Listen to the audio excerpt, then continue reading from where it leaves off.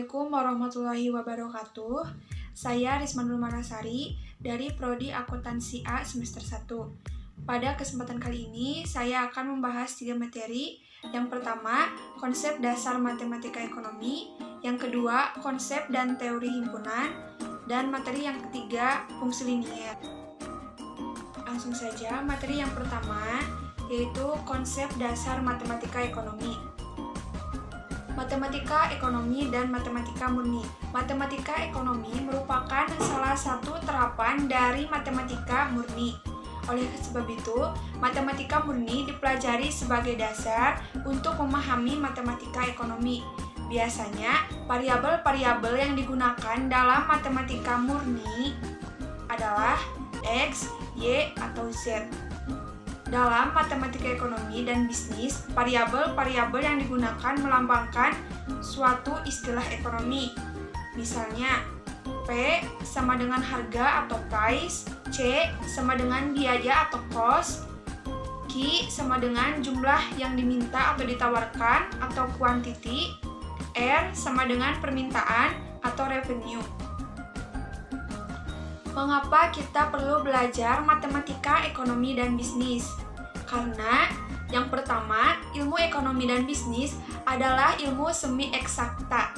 Yang kedua, dalam mempelajari ekonomi perlu analisis berupa kualitatif dan kuantitatif. Yang ketiga, analisis kuantitatif menggunakan matematika. Yang keempat, matematika ekonomi sebagai dasar analisa ekonomi. Mathematics for Economists. Yang pertama, teori ekonomi biasanya dinyatakan dalam bentuk kualitatif. Misal, jika harga produk naik, maka jumlah permintaan turun. Yang kedua, teori ekonomi tidak memberikan ukuran angka atau numerik jumlah barang. Yang ketiga, ahli matematika ekonomi merumuskan dalam fungsi Q sama dengan FP atau Q sama dengan A min BP. Kualitatif menjadi kuantitatif. Ahli ekonometrik menaksir nilai A dan B. Dan yang terakhir, ahli statistika menyajikan data untuk mencari nilai A dan B. Apakah keuntungan belajar matematika ekonomi dan bisnis? Yang pertama, mengerti teori-teori matematika yang berkaitan dengan ekonomi. Yang kedua, dapat menggunakan teori matematika dalam permasalahan ekonomi. Yang ketiga, menghitung analisis kelayakan bisnis. Yang keempat, membuat ramalan bisnis. Dan yang terakhir, membuat laporan bisnis. Selanjutnya, model ekonomi. Model ekonomi adalah penyederhanaan hubungan antara variabel-variabel ekonomi. Model ekonomi dapat berbentuk model matematika dan non-matematika. Apabila berbentuk model matematika, maka akan terdiri atas satu atau sekumpulan persamaan. Persamaan terdiri atas jumlah variabel, konstanta, dan atau parameter. Selanjutnya, variabel, konstanta, koefisien, dan parameter. Variabel adalah sesuatu yang nilainya dapat berubah-ubah dalam suatu masalah tertentu. Misalnya, harga atau price sama dengan P, biaya atau cost sama dengan C, jumlah yang diminta atau ditawarkan atau quantity sama dengan Q, penerimaan atau revenue sama dengan R, investasi atau investment sama dengan I, tingkat bunga atau interest rate sama dengan I. Akan tetapi, jika telah dinyatakan bahwa P sama dengan 3 atau C sama dengan 18, maka nilai variabel ini sudah tertentu, yaitu 3 untuk P dan 18 untuk C, atau dalam satuan yang dipilih secara tepat. Konstanta adalah suatu bilangan nyata tunggal yang nilainya tidak berubah-ubah dalam suatu masalah tertentu. Selanjutnya, koefisien adalah angka pengali terhadap variabelnya, misal 5R, 4P, atau 0,3C. Dan yang terakhir, parameter adalah suatu nilai tertentu dalam suatu masalah tertentu yang mungkin akan menjadi nilai yang lain pada suatu masalah yang lainnya. Biasanya dilambangkan dengan huruf awal abjad Yunani atau Arab. Misalnya, alfa, beta, atau A, B, dan C. Bilangan nyata. Bilangan nyata dibagi menjadi dua, yaitu bilangan rasional dan bilangan irasional. Bilangan rasional dibagi menjadi dua, yaitu bilangan bulat dan bilangan pecahan. Bilangan bulat dibagi menjadi tiga, yaitu bilangan positif, 0, dan bilangan negatif. Yang dimaksud dengan bilangan rasional adalah bilangan yang angka desimalnya berakhir dengan 0 atau berulang. Contoh, 5/1 sama dengan 5,00, atau 1/3 sama dengan 0,33. Sedangkan bilangan irasional adalah bilangan yang angka desimalnya tidak berakhir dengan 0 atau tidak berulang. Contoh, akar 2 sama dengan 1,142 dan pi 3,1415. Materi yang kedua yaitu konsep dan teori himpunan. Yang pertama, konsep himpunan. Konsep himpunan adalah suatu konsep yang paling mendasar bagi ilmu matematika modern pada umumnya dan di bidang ilmu ekonomi dan bisnis pada khususnya. Karena dalam hal pembentukan model, kita harus menggunakan himpunan atau sekumpulan data observasi dari lapangan. Pengertian himpunan. Himpunan adalah kumpulan atau objek yang didefinisikan atau diterangkan dengan jelas.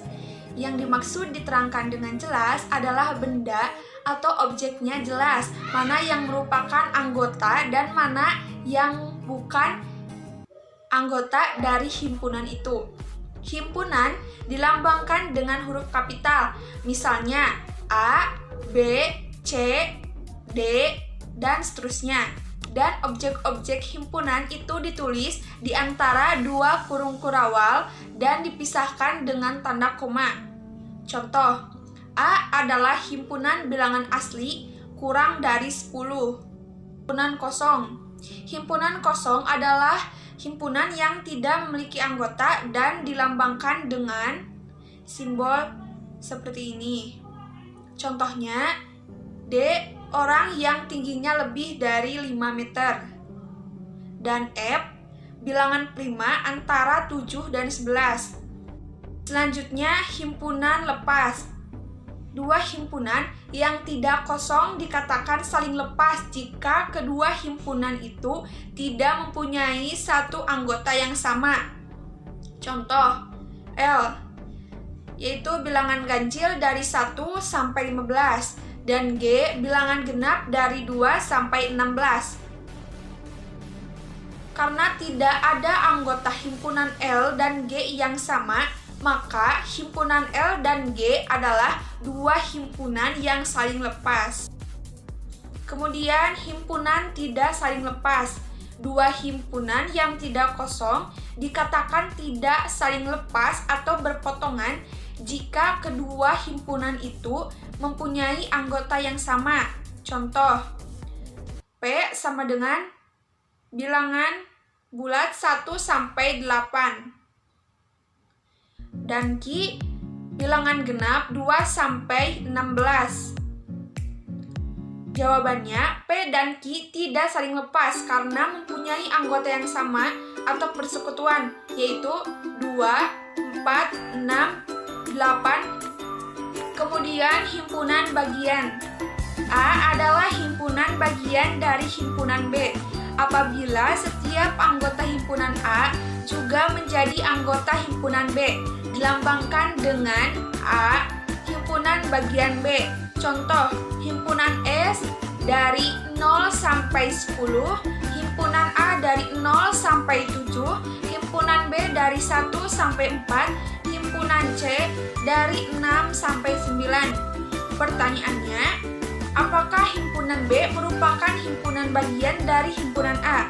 Jawabannya, karena setiap anggota himpunan B juga merupakan anggota himpunan A, maka himpunan B merupakan himpunan bagian dari himpunan A.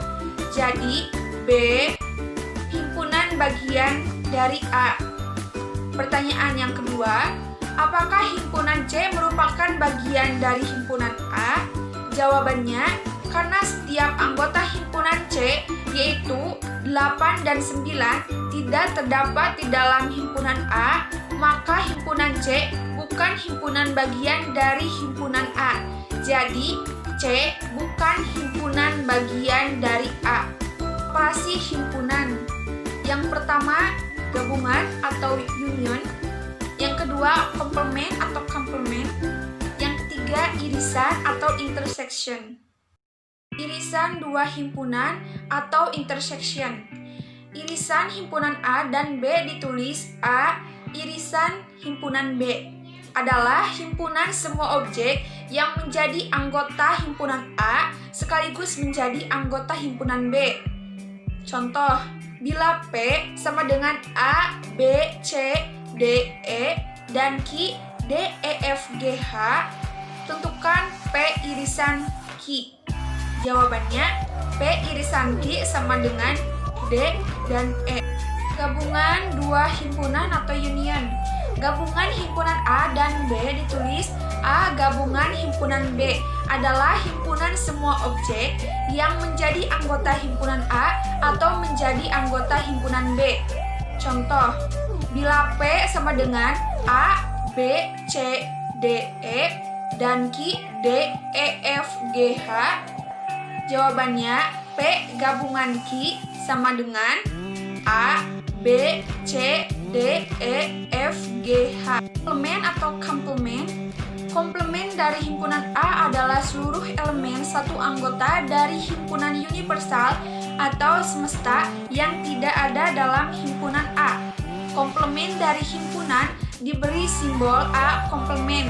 Contoh, bila himpunan E sama dengan A, B, C, D, E, F, G, H, dan A sama dengan A, D, G, H, tentukan himpunan A komplement. Jawabannya, A komplement sama dengan B, E, F. Kemudian diagram Venn. Langkah-langkah menggambar diagram Venn. Yang pertama, daftarlah setiap anggota dari masing-masing himpunan. Yang kedua, tentukan nama anggota himpunan yang dimiliki secara bersama-sama.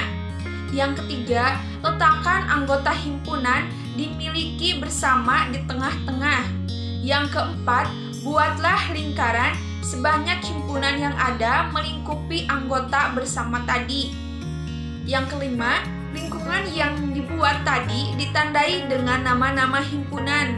Yang keenam, selanjutnya lengkapilah anggota himpunan yang tertulis di dalam lingkaran sesuai dengan daftar anggota himpunan itu. Dan yang terakhir, buatlah segi empat yang memuat lingkaran-lingkaran itu, di mana segi empat ini menyatakan himpunan semestanya dan lengkapilah anggotanya apabila belum lengkap. Ini adalah gambar diagram Venn irisan atau intersection.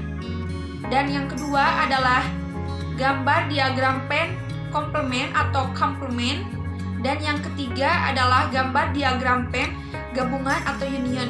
Materi yang ketiga yaitu fungsi linier.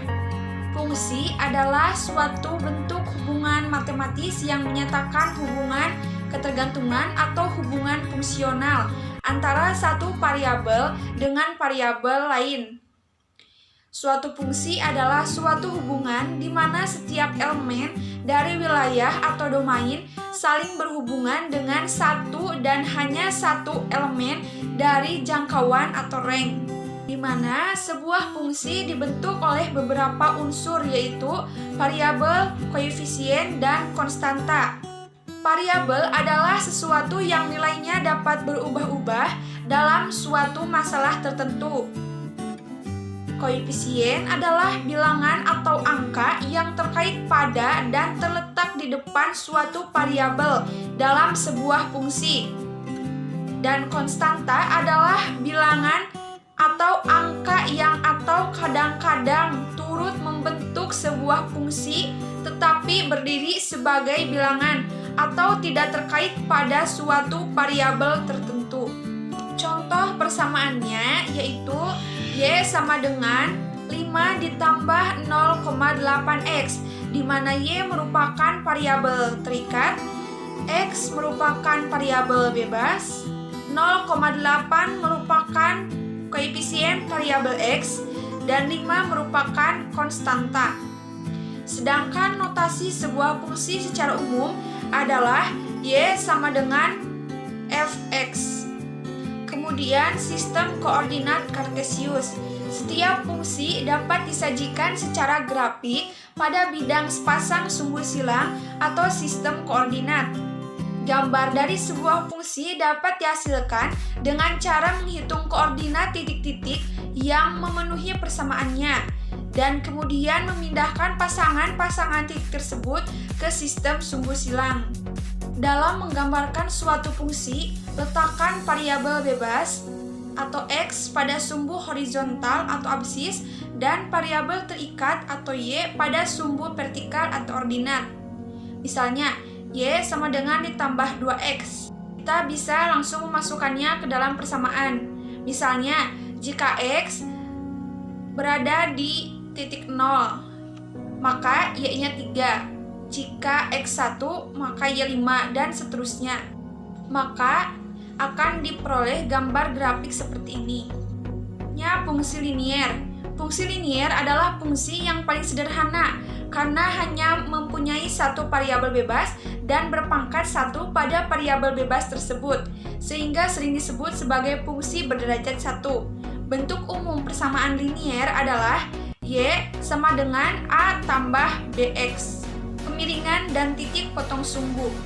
Kemiringan atau slope dari fungsi linier adalah sama dengan perubahan variabel terikat atau Y dibagi dengan perubahan dalam variabel X. Kemiringan juga disebut gradien yang dilambangkan dengan huruf M. Rumusnya seperti ini. Sebagai contoh, Y sama dengan 15 min 2X. Kemiringannya adalah min 2. Ini berarti bahwa untuk setiap kenaikan 1 unit variabel X akan menurunkan 2 unit variabel Y dan menentukan persamaan garis. Sebuah persamaan linier dapat dibentuk melalui beberapa macam cara, antara lain yang pertama metode 2 titik, yang kedua metode 1 titik dan 1 kemiringan. Metode 2 titik. Apabila diketahui 2 titik A dan B dengan koordinat masing-masing X1, Y1, dan X2, Y2, maka rumus persamaannya adalah Y min Y1 per Y2 min Y1 sama dengan X min X1 per X2 min X2. Misal, jika diketahui titik A 2,3 dan titik B 6,5, maka persamaan liniernya adalah kita tinggal masukkan angka tersebut ke dalam persamaannya. Maka akan diperoleh hasil persamaannya, yaitu Y sama dengan 2 plus 0,5X. Selanjutnya, metode 1 titik dan 1 kemiringan. Dari sebuah titik A, X1, Y1, dan suatu kemiringan M dapat dibentuk sebuah persamaan linier dengan rumus sebagai berikut. Y min Y1 sama dengan M dikali X min X1. Misal, diketahui titik A 2,3 dan kemiringan 0,5, maka persamaan liniernya adalah kita tinggal masukkan angka tersebut ke dalam persamaannya. Maka akan diperoleh hasilnya, yaitu Y sama dengan 0,5X plus 2. Yang terakhir, hubungan dua garis lurus. Yang pertama, berimpit. Dua buah garis akan berimpit apabila persamaan garis yang satu merupakan kelipatan dari atau proporsional terhadap persamaan garis yang lain. Yang kedua, sejajar. Dua buah garis akan sejajar apabila kemiringan garis yang satu sama dengan kemiringan garis yang lain, atau M1 sama dengan M2. Yang ketiga, berpotongan. Dua buah garis akan berpotongan apabila kemiringan garis yang satu tidak sama dengan kemiringan garis yang lain, atau M1 tidak sama dengan M2. Yang keempat, tegak lurus. Dua garis akan saling tegak lurus apabila Garis kemiringan yang satu merupakan kebalikan dari kemiringan garis yang lain dengan tanda yang berlawanan. Rumusnya yaitu M1 sama dengan min 1 per M atau nilai perkalian kemiringannya menghasilkan min 1. Sekian yang dapat saya sampaikan. Mohon maaf bila ada kata yang salah. Wassalamualaikum warahmatullahi wabarakatuh.